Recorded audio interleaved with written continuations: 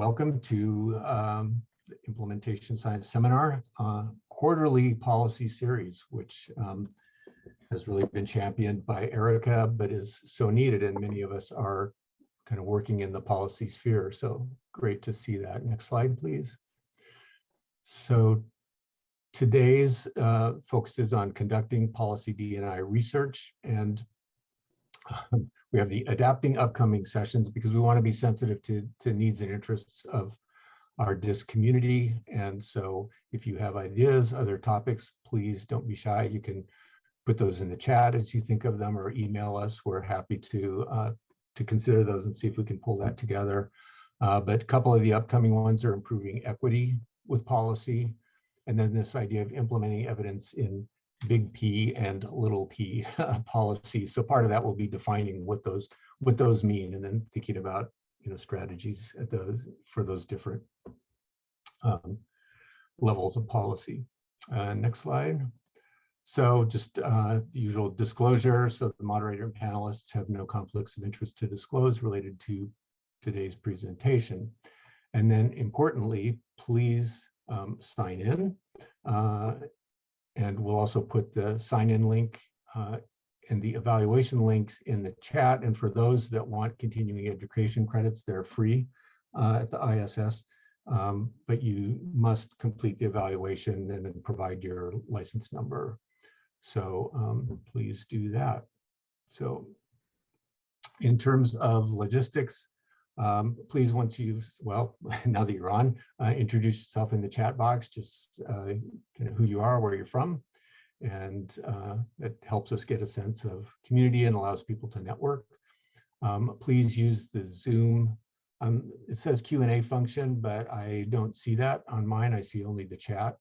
So if we don't have the Q&A function, please use the chat for your questions, and then Erika will moderate that. We are recording the webinar, and we will share that publicly after the seminar. And again, for CEUs, complete the evaluation and complete the sign-in. So just a teaser for an upcoming workshop that we are hosting. And this is about how to get funded in dissemination and implementation science. It's open to all DISC and CTSI members, community partners, basically anyone interested in building their D&I research portfolio. And this will include, funders such as the NIH, Query, PCORI, WT Grant Foundation, Robert Wood Johnson Foundation, Fogarty International Centers. We have some experts talking about funding in Europe, in Sweden in particular, but other countries. So there will be a lot of information in thinking about expanding your D&I research and funding your D&I research. So next slide, please. So I've already talked about this, so let's launch right into the introductions. So our moderator, Erika Crable, she's a postdoc here at UCSD, an investigator in the Dissemination Implementation Science Center, and her work focuses on improving use of evidence in policymaking, and then testing dissemination and implementation strategies to promote access to evidence-based care in substance use and mental health services for safety net and justice involved populations. Next slide, please. Ross Brownson, who we introduced yesterday and we'll introduce again. So Ross is a longtime colleague and a leader in dissemination research and policy research. He's the Lipstein Distinguished Professor of Public Health at Washington University in St. Louis, also directs the CDC Supported Prevention Research Center with Dr. Kolditz, and co-directs the Washington University Implementation Science Center for Cancer. I know there's some others. It's hard to keep up with all the things that Ross is leading. He studies translation of evidence to public health practice and policy with a focus on environmental and policy determinants of chronic disease. So just welcome Ross. And next is Jonathan Purtle. And Jonathan is Associate Professor in the Department of Health Management and Policy at Drexel University in the Dornsife School of Public Health. He's a leading policy D&I researcher who really focuses on how scientific evidence about mental health, substance use disorder, and health equity is communicated to policymakers. and his research is focused on the dissemination of mental health evidence to policymakers. He's also a co-director of the NIMH and NIDA-funded Alacrity P50 Center. Kimberly Hoagwood is PI on projects that examine factors influencing the use of research and policy making for children's mental health and substance use. And he has funding from NIMH and the Robert Wood Johnson Foundation. And next is Dr. Nicole Stadnick from also right here at UCSD. Nicole's an assistant professor of psychiatry at UC San Diego, co-director of the DISC, and a researcher at the Child and Adolescent Services Research Center.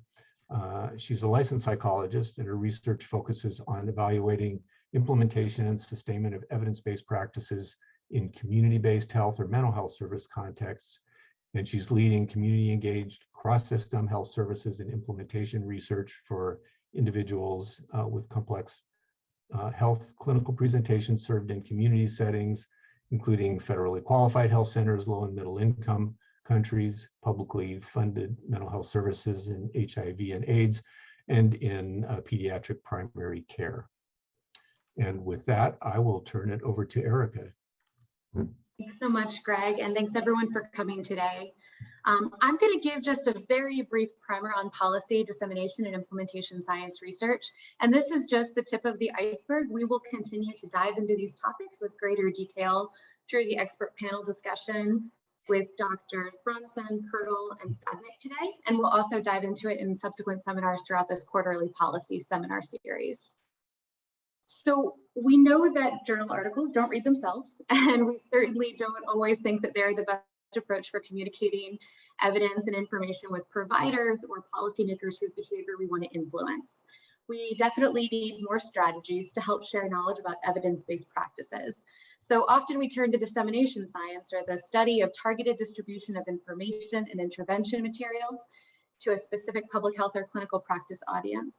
But what does this really mean at the policy level? We don't have a commonly used definition for policy dissemination science quite yet, but a lot of people are working in this space. And broadly, we could say that policy dissemination science really seeks to examine the processes by which research evidence is spread and used by policymakers to inform their decision-making.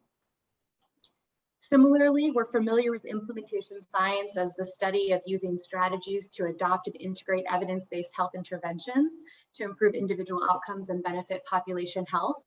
And at the policy level, we can think about implementation science as a way to examine processes and strategies by which evidence-based policies are put into routine practice.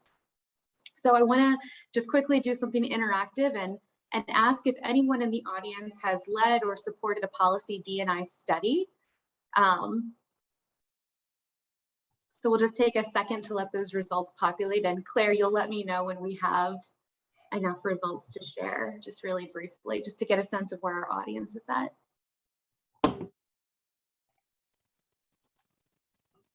Sounds good. We have 65% participated, rolling in here.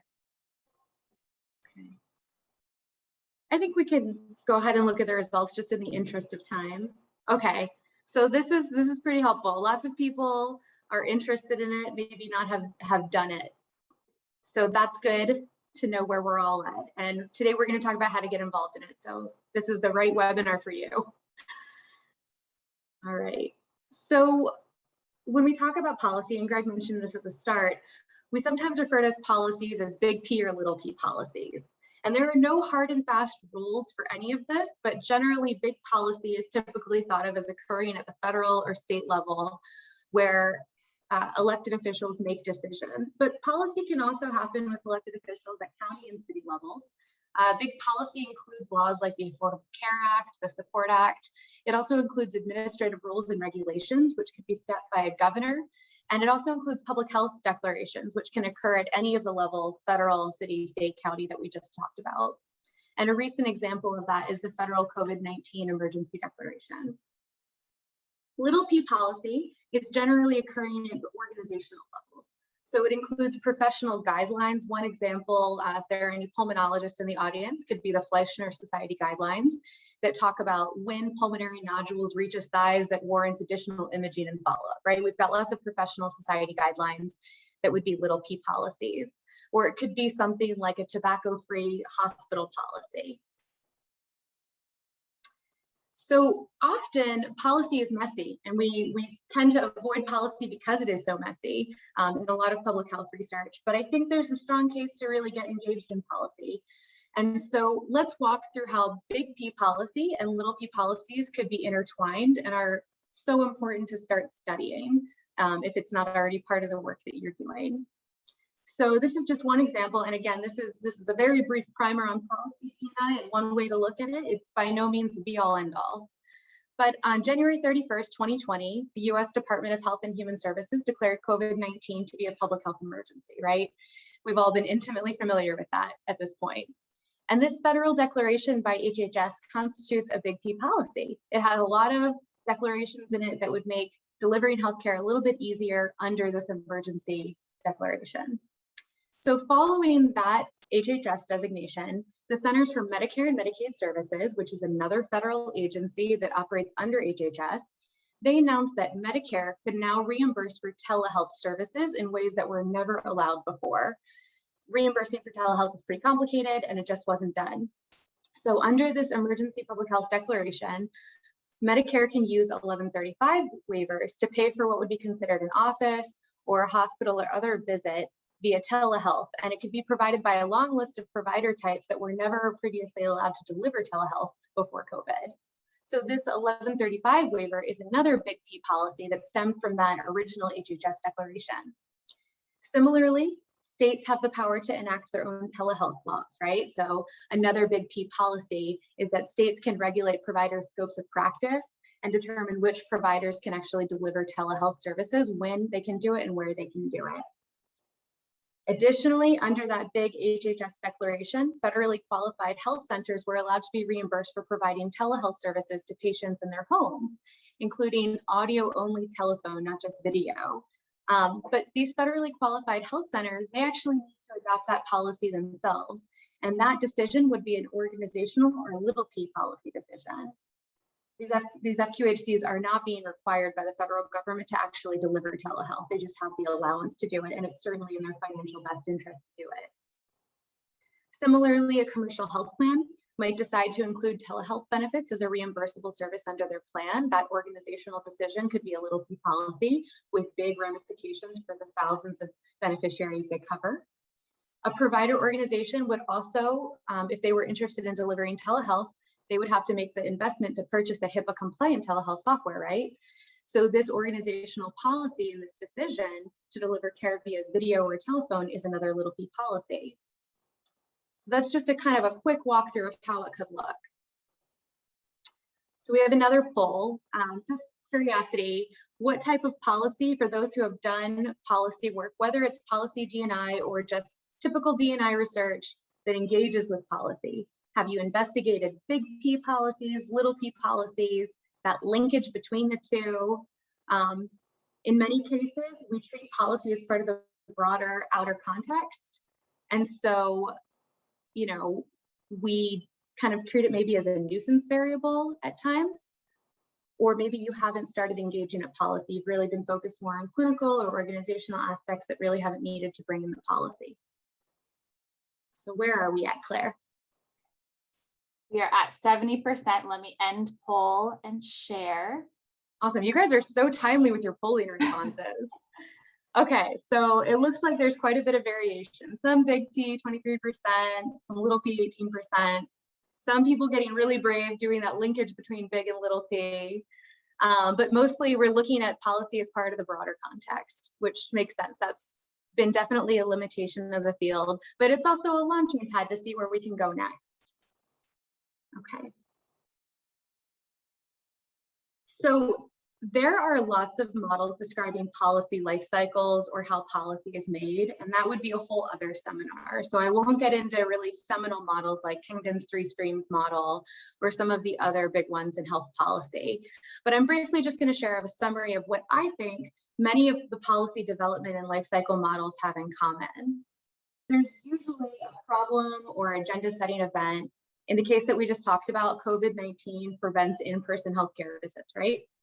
And that agenda setting event is hopefully followed by an evidence review process to identify a solution, or in our case, an evidence-based practice, like the use of telehealth strategies to support quality healthcare delivery. And then a policy is developed using that evidence. So in our case, we had the emergency declaration and the 1135 Medicare waiver. And then that policy gets implemented, so providers hopefully begin using and being reimbursed for delivering telehealth services. And then eventually some monitoring and evaluation processes hopefully happen. So we know that lots of researchers are really focused now on evaluating telehealth, and that data could be really useful for informing whether telehealth reimbursement flexibilities are sustained in a post-COVID world. So at any point in this policy life cycle, you can go forward or backward depending on different contextual influences, because like most real-world implementation projects, policy is not developed or implemented in a particularly linear process. So we should also be considering that feedback loops can also occur throughout this life cycle to yield input from decision makers that could be other policymakers. It could be intermediaries, the types of people who share evidence with policymakers, like advocacy groups or researchers.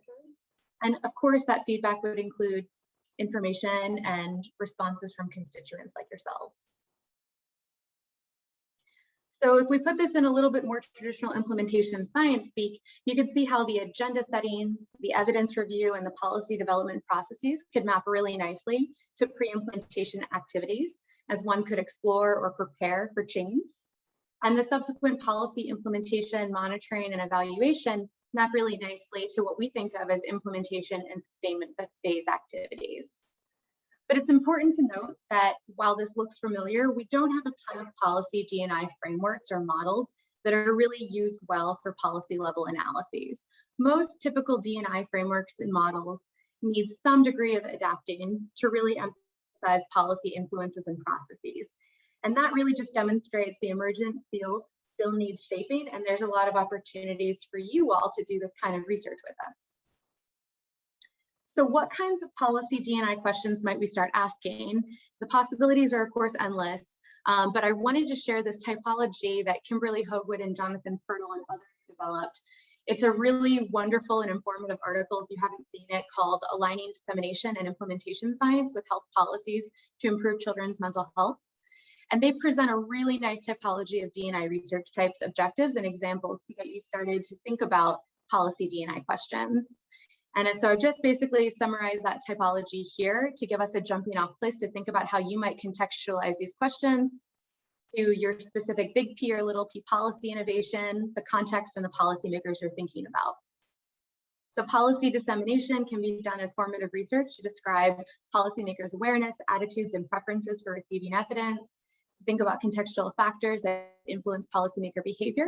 And dissemination effectiveness studies would look at testing dissemination strategies for their ability to change policymakers' knowledge, awareness, or behavior using evidence.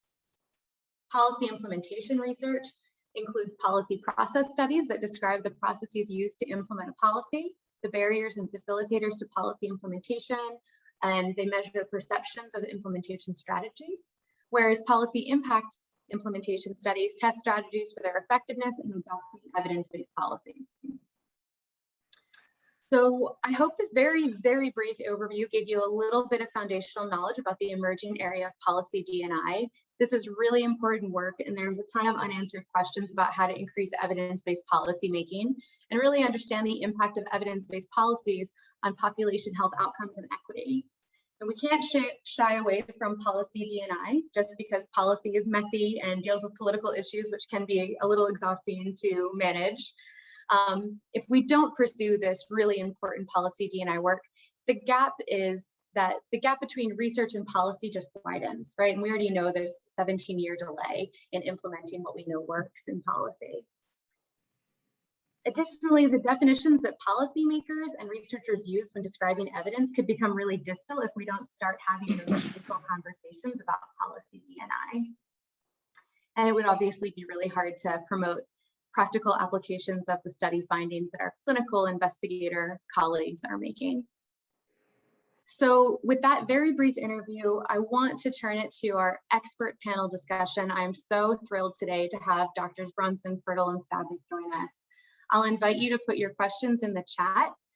And while we wait for those questions to start, I actually just wanted to ask each of our panelists to start by telling us how you actually got into doing policy D&I research. What experiences or questions led you to this particular field? Jonathan, do you want to start? Yeah, sure. I'll start. So I got into this during my doctoral training when it was time to write my dissertation, and I became really disheartened about the idea of setting off on my first real task of doing my own real research study and just sitting on a shelf forever and going nowhere. And I got really into this question, you know, my doctorate's in public health and health policy, and through all my training, we're kind of hit over the head with how important public policy is to influence patterns in population health and improve health equity. And I just kind of started to think, well, like, how can we have our research evidence have more impact on public policy? Like, can I ask a research question like that for my dissertation? And started poking around the literature and found that nobody was really doing this stuff except for Dr. Brownson, who I then reached out to and said, hey, you haven't heard of me, but I kind of want to do the research you've been doing around cancer and chronic disease and bring it over to mental health. Will you be my mentor? And he said, I'll think about it. Then he wrote back a couple hours later and said, yes. And that's how I got into it. So I got into it just kind of, by being disheartened by what I saw as the status quo of seeing great research be conducted that seemed to have no influence on public policy. Thank you. That's so interesting. Dr. Brunson, how did you get into this field? You've been a pioneer in this field for so long. Well, it's a good question. It's funny. So my long ago training is an environmental epidemiologist. So I always like to say I'm either a recovering or recovered epidemiologist, because epidemiologists spend too much time studying etiology and not studying the implementation of what we know works. So I sort of began to think that way. And then I happened to land in a state health department when I finished my doctoral training, and I was living then in Columbia, Missouri. And so I spent about half the year interfacing either with the governor's office or the state legislature around somehow bringing chronic diseases more up on the radar screen. Right at the beginning of that time, we were getting about between 1% and 2% of the total budget of the state to work on chronic diseases, which is nothing, you know, compared to the burden on society. And so I sort of took those lessons that I wasn't even really thinking about then. Then I moved over to the university side to work at St. Louis University in the 1990s, and began to really turn those real world questions that I had run into questions that we could answer in a small p policy in a health department, or big P policy. Most of the work I've done has been in state legislative settings, either in the legislative branch or the executive branch. And so it was really sort of real world experience, and then an opportunity. I was working mostly in cancer at the time, and I also had some great colleagues at the National Cancer Institute that said, hey, this kind of stuff, nobody's doing it. And so, you know, honestly, some of the early stuff we did wasn't even all that great, but it was the only stuff going on. And so when you're starting out, and Jonathan might talk later about the review he did that found so few of the funded D&I studies out there that are focused on policy. I think it's getting a little better, but I think there's so many opportunities for good research to be done, both at the big P, small p, and maybe even more so combining both of those together in the same study. So I'll stop there, and we'll go on and hear from Nicole. Great, that's my cue. Thanks so much. Well, I'm still relatively new and dipping my toes in the policy D&I waters, largely influenced by both of you, Ross and Jonathan. I got involved initially through mental health policy services research through a couple of projects here in California. As many of you know, California is a really interesting and unique state. Some people think it's a country. I mean, it's so large and diverse. And through some of my postdoctoral work and work as a new faculty member, was involved in understanding kind of the impact of these earmarked taxes that we have here in California for mental health services. And I'm sure Jonathan will talk more about a project that we're working on together, trying to understand, you know, how a policy strategy like earmarking funding for certain services. In the case here in California with Prop 63, how we have dedicated funds for mental health services in different ways. It has to be spent in different and prescribed mechanisms. But how can that promote not only access to, but potentially engagement in evidence-based services and practices? So that's sort of been an evolving interest of mine. More recently, I see some of my close colleagues on the call, Paul Watson and Bill Oswald, who are directors of the Global Action Research Center.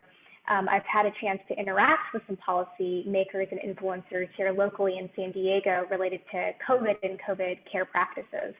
So that's been sort of my little p policy work here at the local level. So thanks so much, Erika. As expected, a plethora of experiences and expertise. Thank you for sharing how you got into this work. I think that what I often hear is that policy research can be intimidating, especially if people haven't come up through a policy or a health services research, a health management department through their graduate level training. And policy is really complex. So there's lots of different decision makers involved when you think about a big P policy, a little p policy, and certainly that linkage between the two that is so important. I'm wondering how each of you have approached detangling that sort of very complicated mosaic of interwoven relationships of policy makers and intermediaries when you try and think about, okay, I'm going to start this new project focused on X policy. How do you sort of get involved, get an understanding of what's going on and who the players are? Yeah, I mean, I'll go first. I don't have anything systematic to say here beyond Google and just try to assess the landscape. But I really do mean that. I mean, just the other day, I was in the car, my son was napping, so I'm just sitting there, and I just got really interested in this one type of mental health treatment and just looked at my phone and start with Wikipedia and just splintering out from there, trying to understand exactly, like you said, like what are the key areas of policy, what are the key regulations, who are the advocacy organizations, and in a few hours, just trying to map it out in my head. And like, yeah, to the questions that you pose, Erika, I think are so important. Who are the players?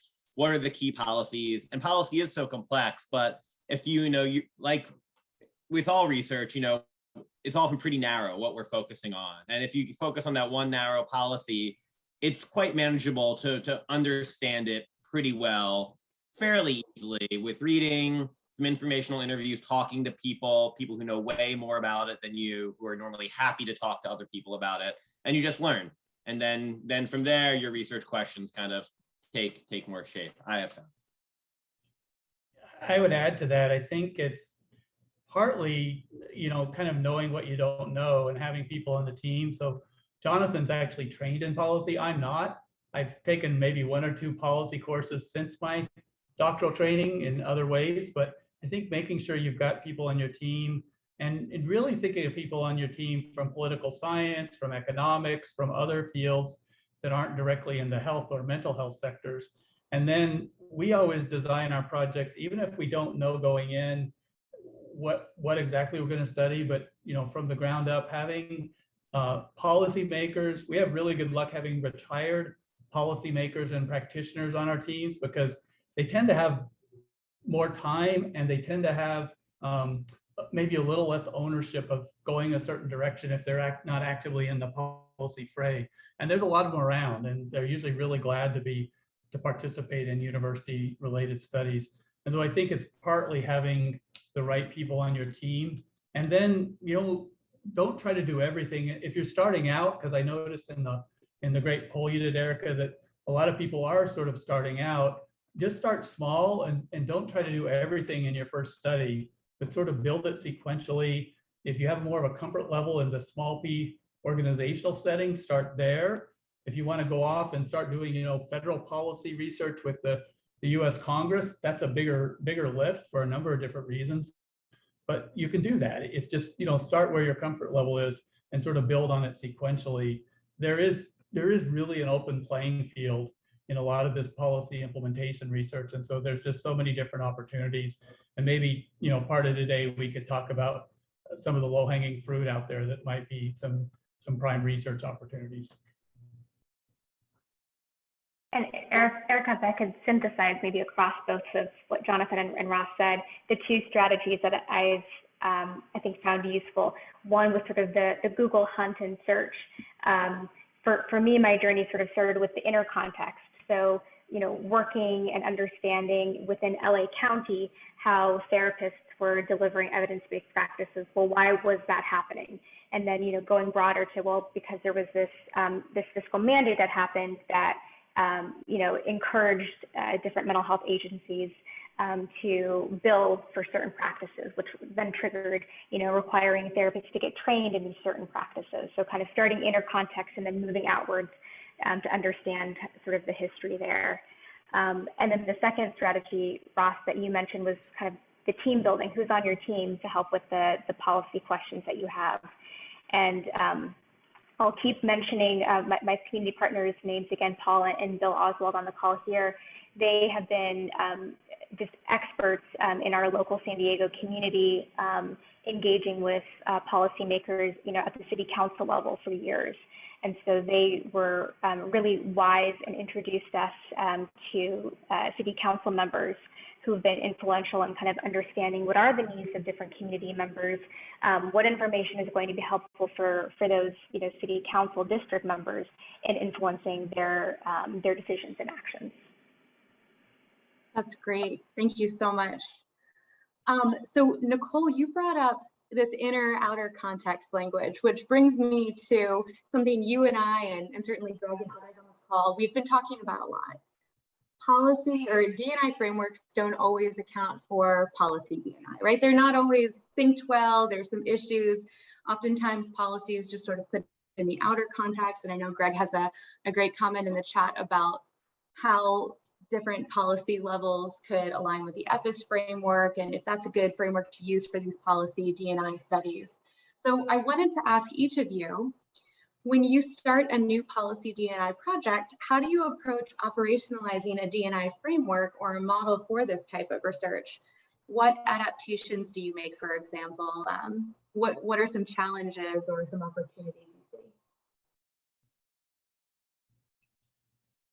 Any order you want, Erika, or you just want us to check? You can go ahead and start, Dr. Brunson. I'll plug our D&I models web tool that Borsica has been in the middle of sort of orchestrating the whole development of it.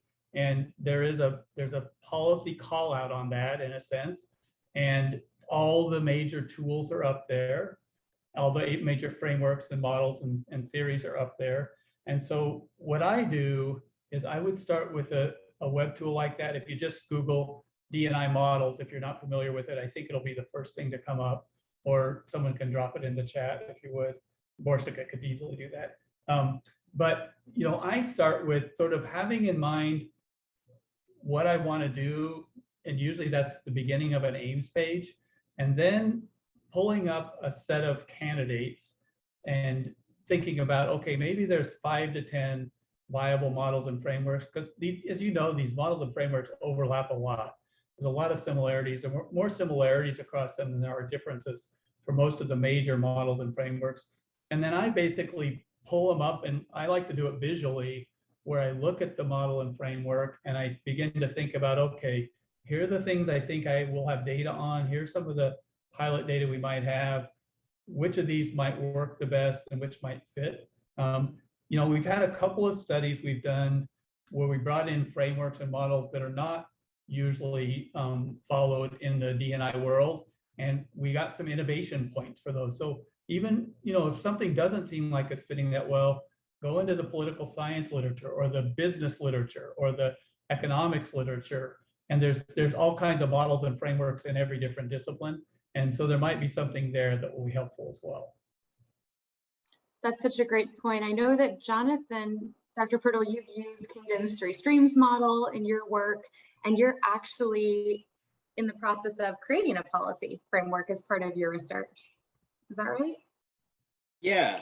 So I echo Ross's comment. I found political science frameworks and to be most useful. And also what I've normally started with the political science framework and then added in constructs or elements from D&I frameworks, especially for dissemination focused research.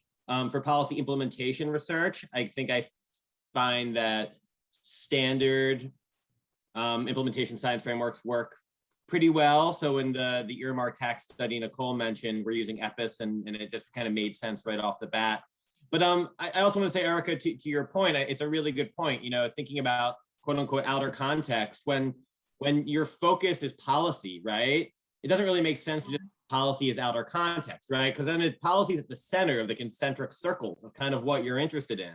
So thinking about things like public opinion and politics and all these different domains of constructs that are typically beyond the purview of implementation science are all fair game and also I think important to integrate into your study. So I've done that in some of my legislator focused work, using Kingdom's multiple streams model to kind of justify bringing in different constructs that are related to things like media coverage and public opinion and stuff like that.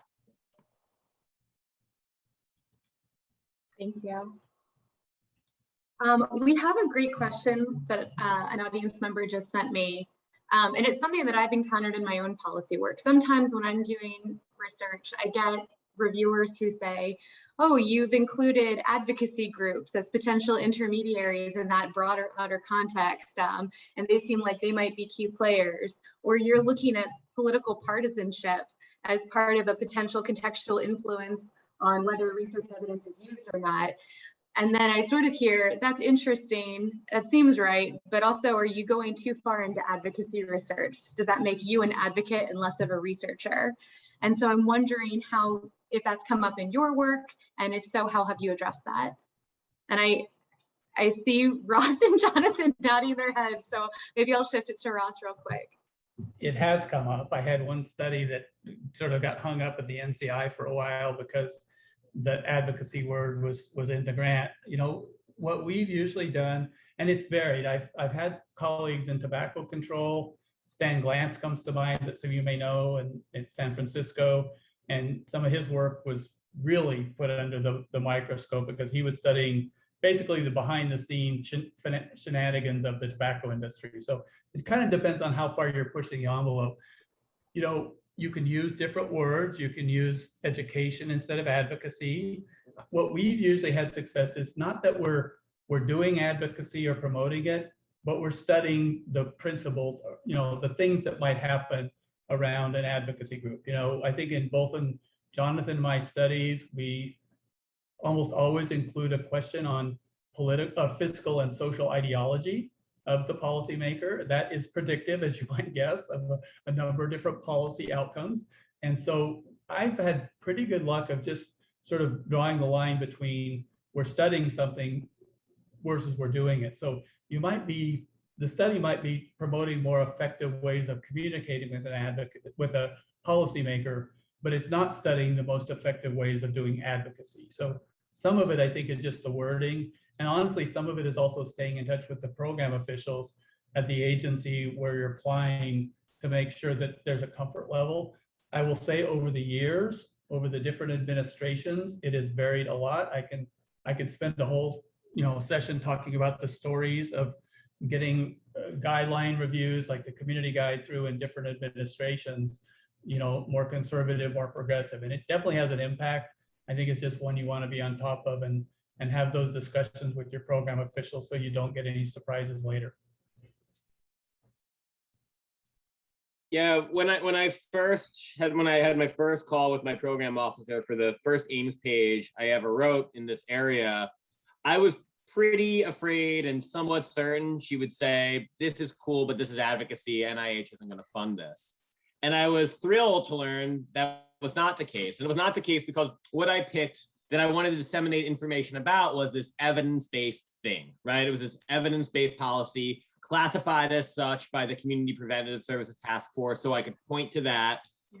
As long as evidence was at the center, to this program officer at least, it kind of wiped away those concerns about advocacy. And then the grant, it is kind of frame it as, there's this tremendous, wonderful evidence, And if this is taken to scale, everyone's lives are going to get better. We just need to get this evidence out there better, right? And keeping evidence at the center, I think, can help kind of alleviate concerns about advocacy and how you talk about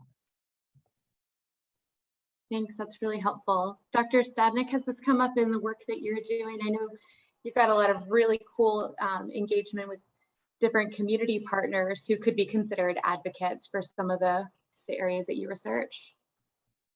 Yeah, absolutely. I think less maybe in the research questions that we're asking, and more if we consider advocates as, you know, stakeholders and in critical, you know, people who are part of the kind of dissemination process.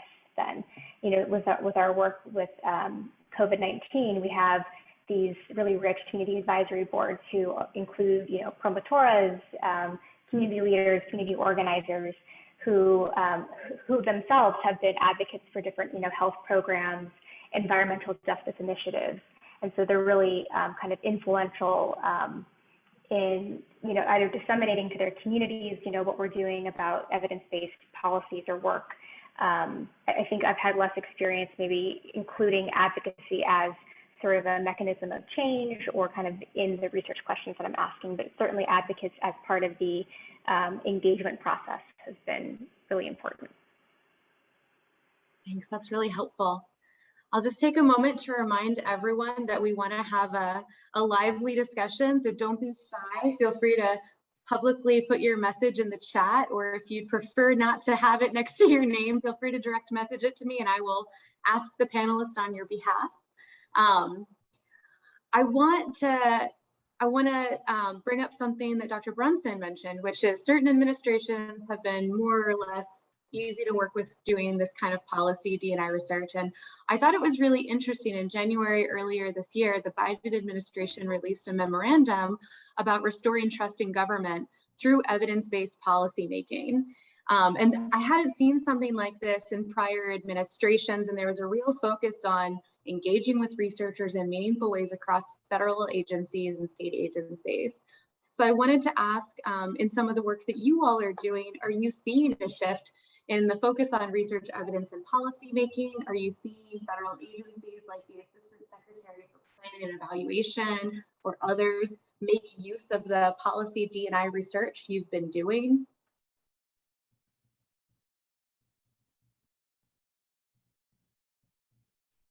I'll say a couple of quick words about that. I've seen a shift, even from the last administration to this one. For example, I'm part of a diabetes center that Deborah Hare-Joshua leads here. In the previous administration, they couldn't even use the word policy in any of their communications because they didn't want these researchers doing things around policy and telling the executive branch what to do in policy. So it could get to almost the absurd level at sometimes. I think some of it is the framing. Some of it is it's like sort of what is that bar for evidence and what does evidence mean, and using the words. You know, there was even a time around using the word evidence-based was frowned upon in the previous administration. And so I think that if you're interested in this kind of stuff and want to look at the national level, go on the website of the White House, and look at what they call the Biden skinny budget, which is the streamlined budget of what the president is proposing. And in there, like you said, Erika, there's about evidence, there's social determinants, public health is the centerpiece of it. Now that budget isn't going to get through the way they wrote it, but lots of pieces of that budget are going to get through. And so I think right now, if they can get that budget through anywhere close to what they're proposing, there's going to be a new opening to do some really meaningful work around a lot of these issues going forward. CDC has also gotten a lot more open about talking about a lot of these policies. Like we have a local policy study funded through the CDC now. There have been eras going back the last few decades where it would have been very difficult to get a local policy study funded there. So I do think there's a change, and hopefully we can get enough of these studies going now during what I think is sort of a sweet spot to move this forward and get some really meaningful research out there. Thank you for that reflection.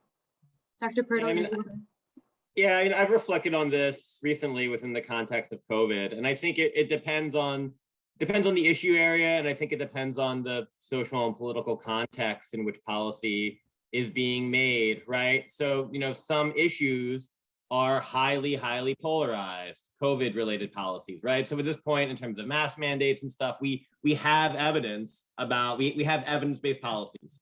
And some places and people are for them, and some places and people are very strongly against them, right? So I think it's hard to make generalizations about kind of, trends in evidence-based policymaking getting better or worse, because it seems to vary so much. In the mental health space, an area where there isn't this polarization, and it's actually an issue for which there's pretty good bipartisan support, I think we do see more of a kind of a push and support for evidence-based approaches to solving problems. I think it gets tricky when there will be bipartisan support for government to do something to address an issue, but different policy proposals kind of align in different ways with people's different ideological worldviews. And some of those policy proposals are more supported with evidence than others, but at the end of the day, that ideology element really seems to drive policy more than the evidence base. Great. I see Greg entered a question into the chat. We often talk about the use of evidence in policy, but could we use a de-implementation approach to policies that are actively anti-evidence? Nicole, do you have Dr. Stadnick, do you have any thoughts on that? I talk to you all so much, I tend to be less formal, but. I was just thinking about, so I'm intrigued by the idea. It's the idea of de-implementation, though, if it's kind of at the state or federal level, seems very daunting and difficult. I mean, passing legislation is difficult in itself, let alone having to sort of dismantle it and maybe, change that. It could also facilitate it as well if there's, a vote that is required every 2 years or every 4 years.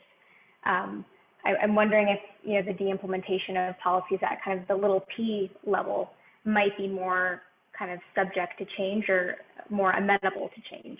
I'd be curious, Ross and Jonathan, what you think about that, kind of where could this de-implementation approach have the greatest impact or ease? I think you're onto something, Nicole, that the small p is probably quicker and easier in many ways because it's within an agency that often probably aligns more closely with the idea of evidence-based policy.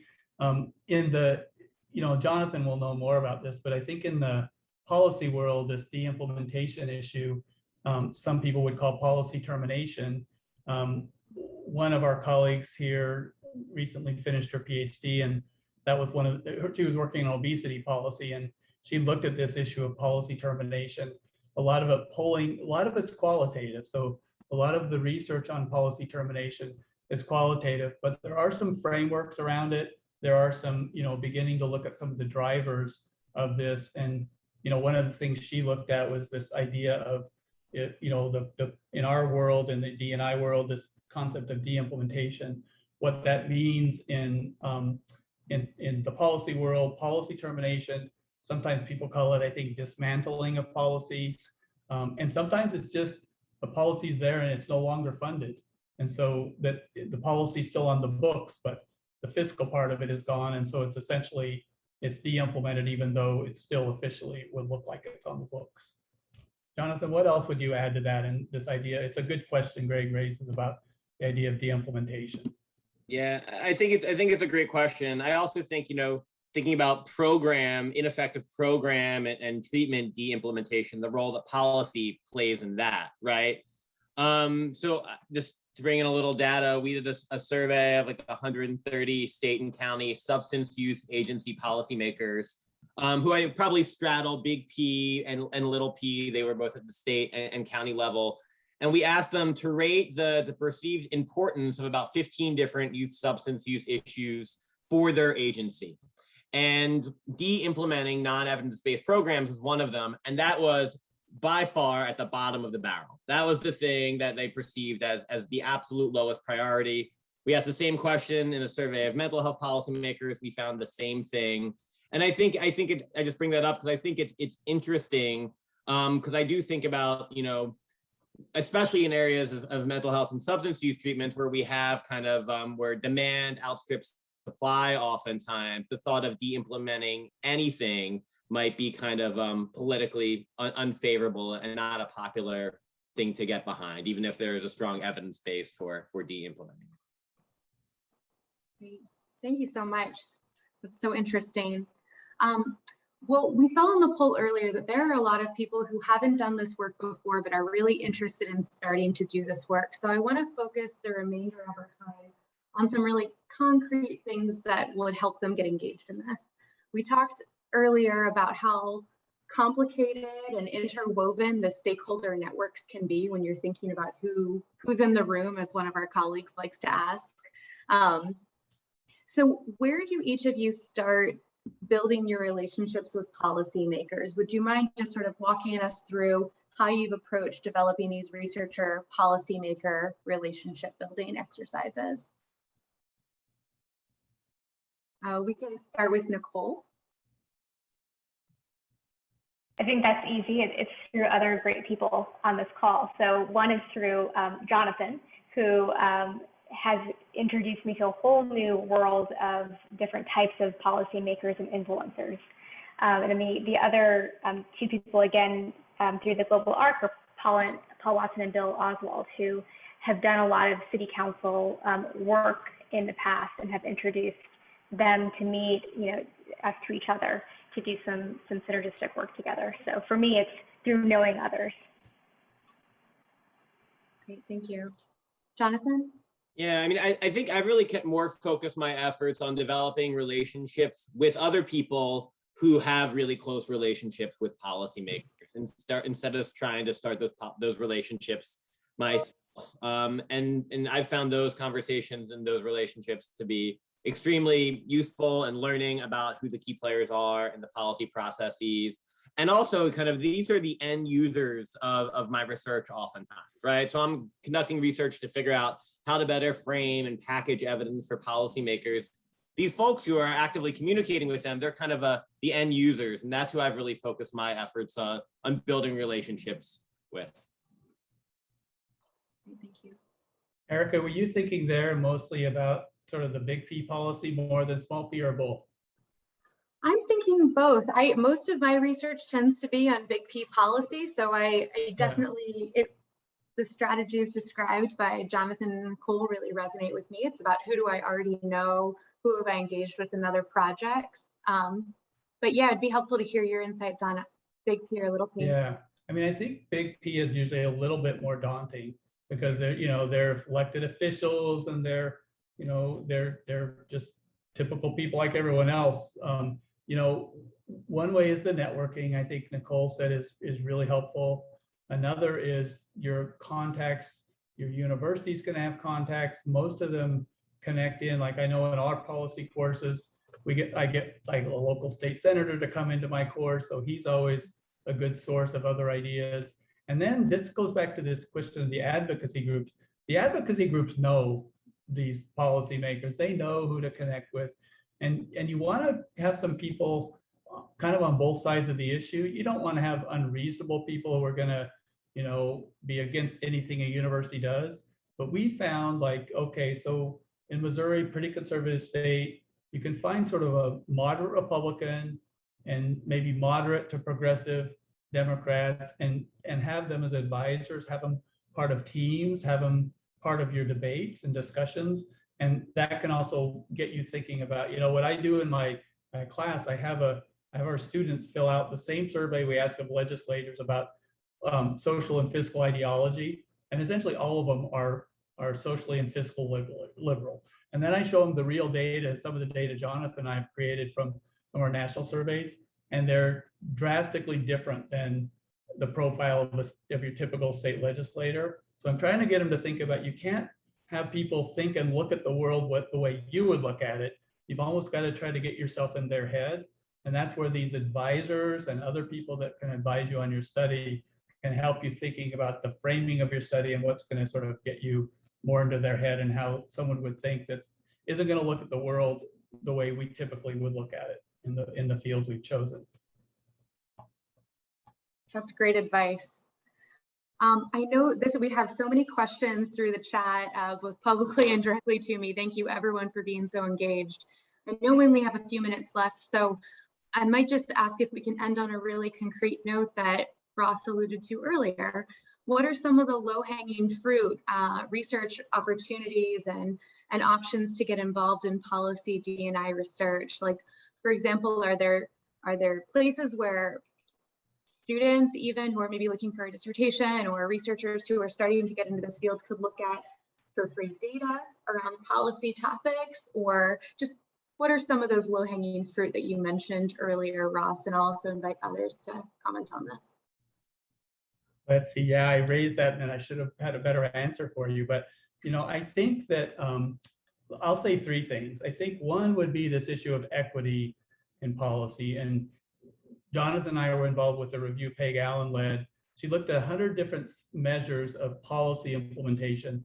There wasn't a single one of those 170 that began with a focus on equity. So across the board, thinking about centering equity as part of a policy implementation study, there's almost every piece of a D&I study and framework you could do.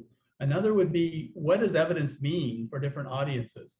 Most policymakers aren't going to define what evidence-based means the same way we're going to define that. And then I think sort of some of the challenges around designs, that when you're not using a randomized design, how do you maximize internal and external validity when you're doing observational designs and natural experiments? Because a lot of the policy, as you know, you can't randomize the exposure the way you can in a more controlled study. So I'll say those three things. I'm sure there's a lot more.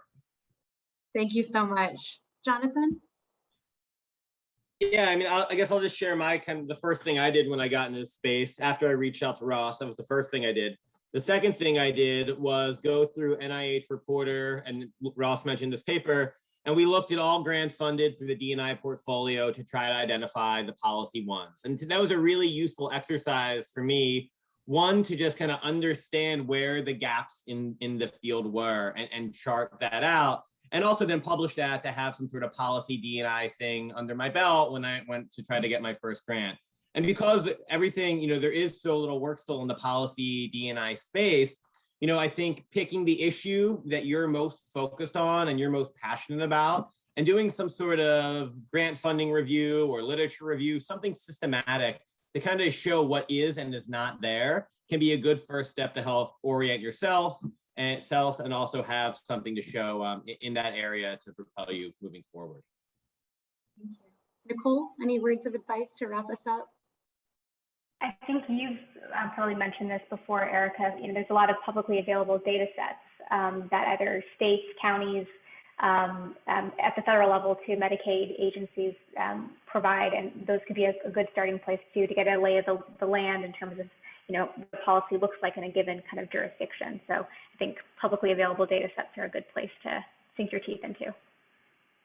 Awesome. Well, I really wish we had more time today, because I am still just pinching myself that we got this amazing panel together. So thank you, Dr. Stadnick. Thank you, Dr. Purtle. Thank you, Dr. Brunson, for your time, for sharing your expertise with us today. We are so grateful for your time and answering these questions. And please, again, sign in if you haven't already, complete the evaluation that's here. And we're a little bit over, but we'll close with one last poll asking what you all would like to see in future presentations. So please complete that. And just join me in thanking our fantastic panelists today. Thank you all so much. Great job, Erika. Thank you. Thanks for having us. Bye-bye. Thank you.